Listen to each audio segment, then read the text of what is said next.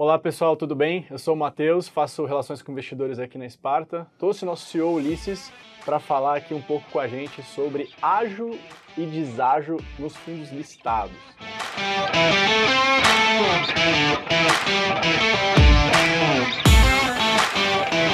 Para quem não lembra, o investidor costuma olhar para aquela relação entre o preço e o valor patrimonial, né, que é o P sobre VP. Se está acima de 1, tem ágio. Se está abaixo de 1, tem deságio. Ulisses, se o investidor olhar só para essa relação, ele vai tomar sempre uma boa decisão de investimento? Com certeza é uma das coisas que o investidor tem que olhar, mas não é a única coisa para olhar, né? Então, por exemplo, tem muita gente que pergunta assim, pô, Ulisses, o fundo está com ágio, né? Então não vou comprar, né? Daí você fala, bom, primeira coisa, né?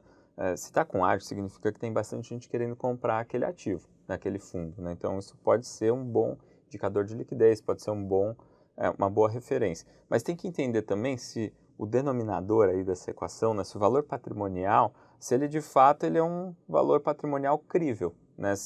Quando a gente pega, por exemplo, os nossos fundos de debêntures, os nossos FINFRAs, né, o Juro 11, CDI 11, por exemplo, eles têm carteiras razoavelmente líquidas e que daí, de fato, a gente tem uma precisão bem grande em qual que é o valor patrimonial desse fundo.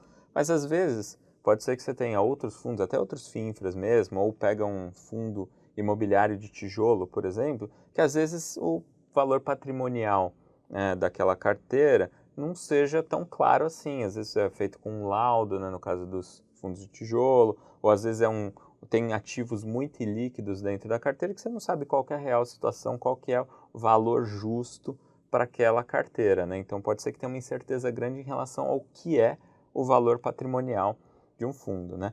Além disso, você tem que entender também qual que é o objetivo de cada investidor que está comprando, a dinâmica da carteira, né? Por exemplo, tem muita gente que compra o fundo, né, olhando para o dividend yield, né? Então, às vezes, vê que está com uma boa perspectiva para aquele determinado fundo, né, ou para aquela determinada estratégia, e de repente ele fala assim, está com um pouquinho de ágio, mas tudo bem, tem uma gestão que eu confio, tem uma gestão que trata bem o investidor, etc.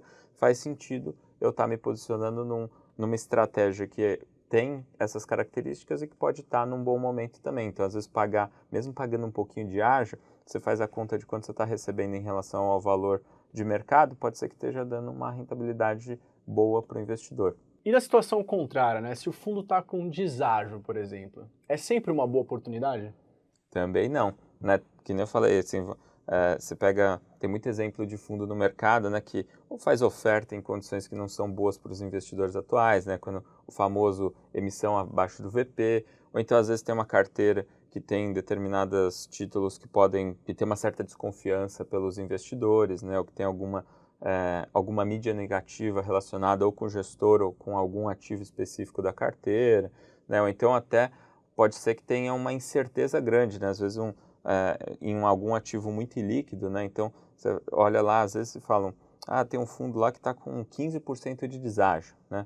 E de repente você olha para a carteira do fundo e fala, putz, eu não, assim, às vezes eu olhando, né, eu falo, pô, por 15% de deságio eu não compraria esse tipo de carteira, não. Parece que tem muito risco, parece que pelas condições atuais, talvez a marcação não esteja refletindo adequadamente o que é a percepção de risco de um ou mais investidores ali, enfim. Então, isso não significa que está fora das regras, tá? Tipo, às vezes é só uma dificuldade de se mensurar o que é o valor real dos ativos que estão lá dentro, né? Então, às vezes, o investidor que está só olhando para essa métrica exclusivamente, às vezes ele pode estar selecionando o quê? Os fundos que têm algum tipo de problema ou que tem alguma questão, principalmente se for algum tipo de deságio que, assim, ele é contínuo e, assim, não some nunca, né? Isso, de certa forma, vai dar uma leitura para o investidor de, assim, pô, se é um fundo que está sempre com muito deságio, né? Desconfia, né? Alguma coisa tem, né? Ao passo que, se você tem um fundo que, historicamente, ele está sempre com um determinado nível de ágio, né? E de repente tem ali uma questão pontual de deságio, volta a ter um ágio, né? Assim, às vezes, de fato, isso daí pode ser uma indicação de uma oportunidade, né? Então, acho que o investidor jamais deve olhar para essa métrica e tomar decisão exclusivamente com base nela. Eu acho que tem que acompanhar essa métrica sim, mas tem que olhar todo o contexto, saber onde você está entrando. Muito bom. Pessoal, Ficou com alguma dúvida? Deixa aqui nos comentários e muito obrigado, até a próxima.